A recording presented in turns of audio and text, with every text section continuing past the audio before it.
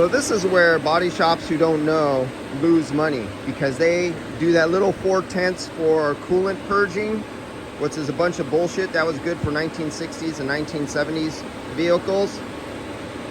You charge and you perform the procedures. Here's one coolant system, here's two coolant systems. There's different charges anywhere from 0.7 to 1.4 hours. You charge the insurance company, perform those procedures, and get it done the right place, because you end up with this issue here. We're still hitting over 400 psi. I'm going to turn it off now. And I got it full of coolant, but of course it didn't do the vacuum procedures and did not follow their procedures, because, you know, nobody likes to read. I've come across this 100 times on these vehicles. I know what's wrong. They got to get the coolant pump working. They got a blown fuse or something's disconnected. There's no flow in there. So they're constantly having this 428 psi.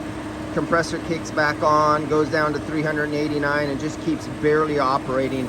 It's only cooling out of the dash down. It gets down to 50 degrees. That's it, 50 degrees, but it's operating. This will fool a lot of guys.